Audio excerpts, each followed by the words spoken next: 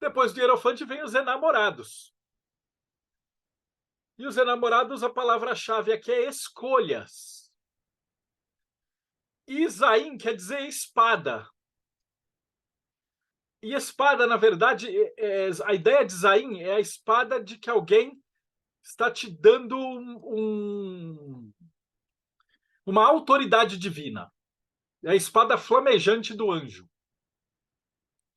E aqui é muito interessante porque quando a gente fala de escolhas, a gente pensa em um caminho múltiplo e vai numa encruzilhada.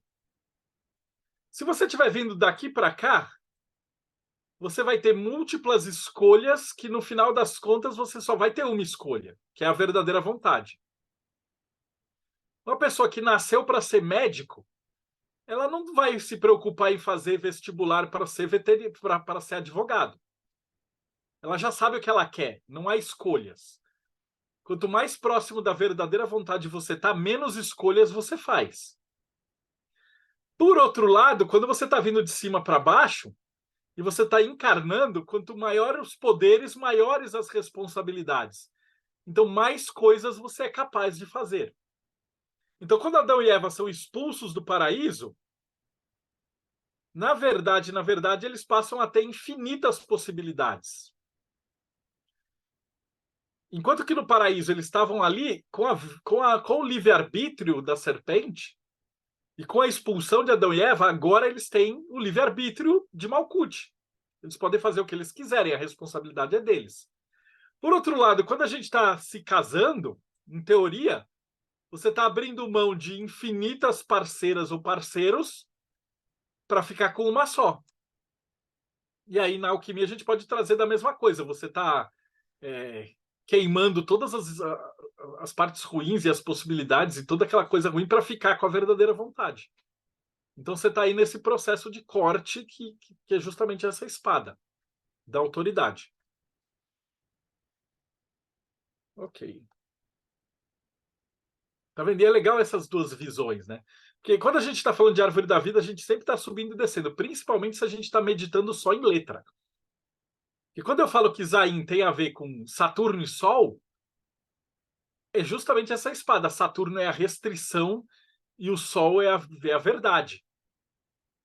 E aqui a gente vai ter essa espada que os cavaleiros usam para consagrar alguém, a espada que o magista usa para invocar os espíritos, para comandar os espíritos. Não é o magista que comanda, é Deus que comanda, né? Então, o Robson de novo. O magista empresta esse poder. Isaim tem a ver com essa parada de cetro, de emprestar, de você trazer essa ideia, junto com o imperador. Vou mudar aqui a cor rapidinho. Aqui você vai ter uma espada e aqui você vai ter o cetro. A ideia do imperador é que, na verdade, o imperador está conectado com Deus aqui, né?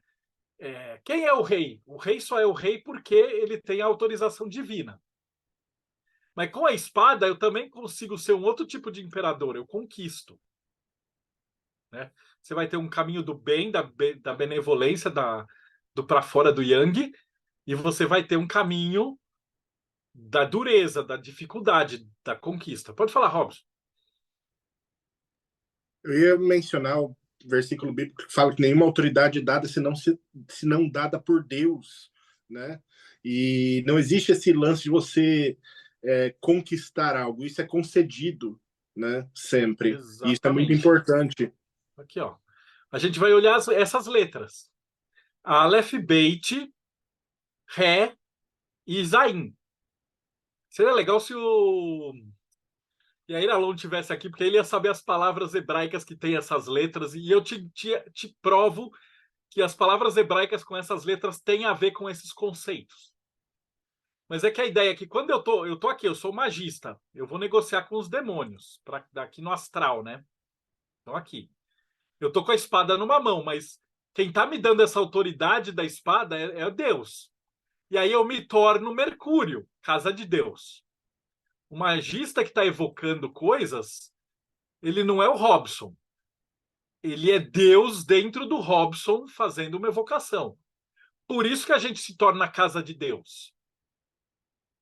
O louco, no elemento ar, ele é ali a sabedoria de Deus circulando. Por isso que ele vai entrar pela janela ou pelo cetro e ele vai me dar uma autoridade como rei.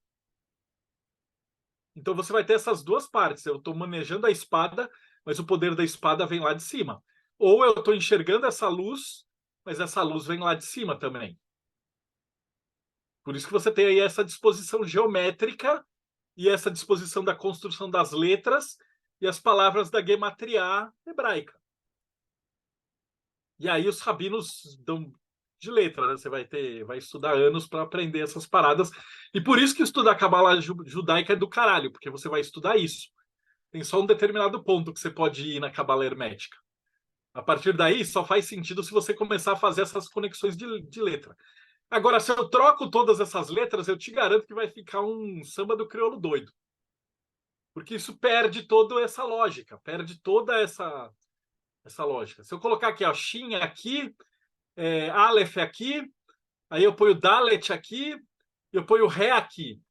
Você vai ter que criar uma outra explicação, uma outra palavra, um outro conceito e um outro ok para tentar justificar. Por que que aqui a espada ela tem uma janela no lugar de espada?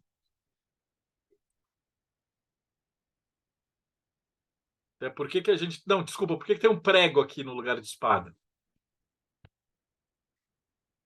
Então a gente vai por aí. Tranquilo? E é uma coisa interessante, quando a gente vai explicando essas letras, a gente sempre vai voltando, vai desenhando, é bem uma geometria sagrada essa parada.